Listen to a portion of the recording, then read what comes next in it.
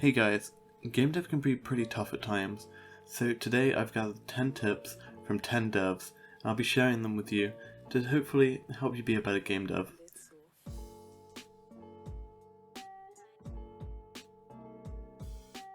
I'll start us all off with tip number 1, broadening your skill set. I know it seems quite obvious to keep learning and expanding your skill set, but I know plenty of devs that stick to one thing like programming, and don't even try out things like art. I've found that picking up the knowledge to do art, to do programming, to do sound design comes in really useful in the future, especially when working in teams, so you have a better understanding of what everyone else is doing and can communicate better. It also comes in really useful when you're working on your own indie game, when you need to do programming, art, sound design all by yourself. So make sure that you spend the time to look into these other roles that you might not be as interested in, because believe me, those skills will become invaluable in the future. Hi guys, my name is Retro and I'm a game developer, and my main tip for you would be to try and make as many friends as you can in the game development community. There have been countless times when I've come across an error or just needed to implement a feature in my game and I just didn't know how to do it, and I was just saved by asking one of my friends. Just knowing people in the game development community and actively trying to make connections will be so helpful in the long run. Anyway, that's my main tip for people who are starting out with game development.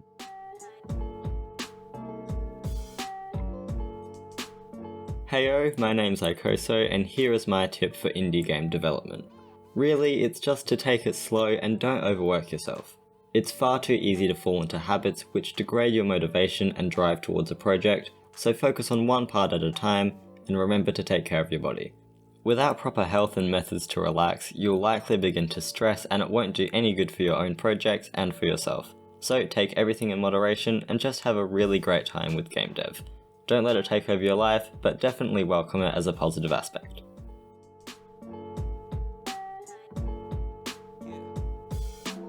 Hey, what's up guys, it's BenBonk, and if I had to give one tip, it would be to not forget about game feel.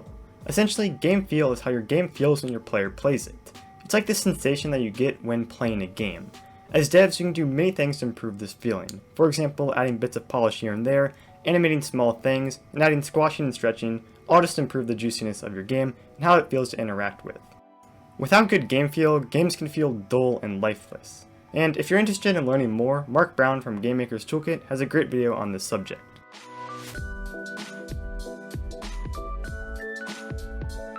Hello there, this is ChadderBox, and my tip has to be using version control. Please invest the 10 minutes it takes to set up a Git repo and learn how to use it. It'll save you so many times in the future, especially on long projects. I can experiment without the fear that I'll break everything and be enough to fix it, and I'm finally safe from my dodgy hard drive. As another benefit, every now and then you can go back to the original commits and look how far your project has come and be really proud of yourself.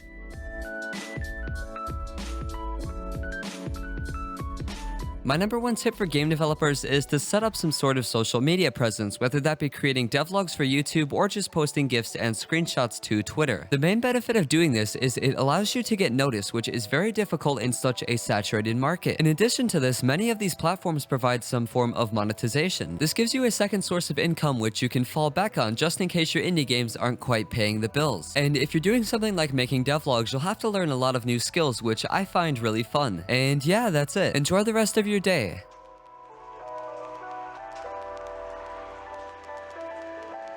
Alright, so my tip for you guys starting out with game development is to make sure you make a lot of really small, polished projects instead of working on something huge and just not finishing it. I know I got really ambitious when I started out. I'd made like one terrible game and I thought, okay, now it's time to make GTA. We're gonna do it.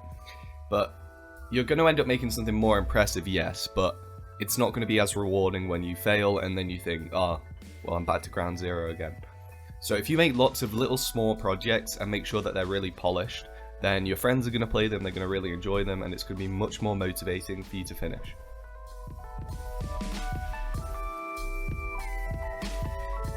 Hello, it is PolyMars, and my tip is that if you normally use a game engine like Unity or something, try making a game without a game engine. And I know it probably sounds counterintuitive since Unity can pretty much do whatever you want, But for me, it was just a really cool learning experience. It forces you to solve problems and manage things that you really wouldn't even think about. And when I personally tried this, I really didn't know how to code, but it really quickly improved my skills as a developer and taught me a lot of skills that I could translate back to my game engine. So I think it's worth trying out like a game framework for your favorite programming language, like libgdx for Java or raylib for C++.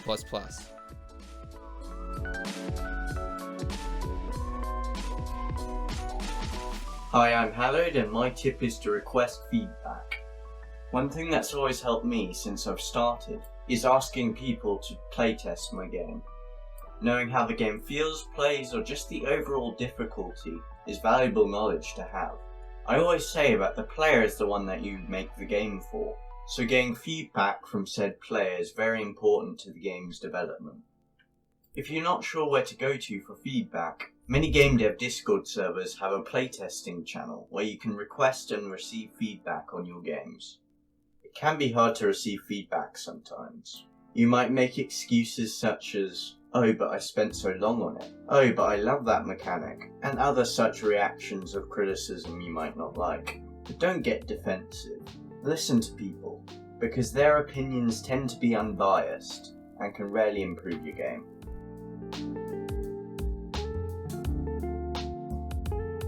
Hey guys, my tip for today is focus on your aesthetic. Make sure that your game has a theme that is cohesive through your art style, story, music, and gameplay. Creating a compelling style goes a long way in keeping your player feeling immersed in the experience and is also an amazing component in marketing your game to the masses. Whether this is having a clean, simplistic game with no UI elements at all, or having your game focused around a single batch of colors to create an appropriate atmosphere, you can create amazing games even if your visual abilities are limited. As long as the game is consistent and thought out, it gives a sense of professionalism to your game. Good luck everybody, and I hope that you find success in the near future. Well, that's it guys. If you found any of these tips useful, make sure to leave a like and let me know in the comments below which was your favourite. If you want to go and follow any of these guys, I'm going to have all their channels in the description, as well as my Twitter and Discord link. I recently launched the Discord to start a community and so I can chat with all you guys. I'll also be recording all of the devcasts in there, so hopefully I'll see some of you in there. I've got quite a few videos lined up, so if you're interested in any of them and you like what I do, please hit the subscribe button, it really helps me out. But until next time, see you.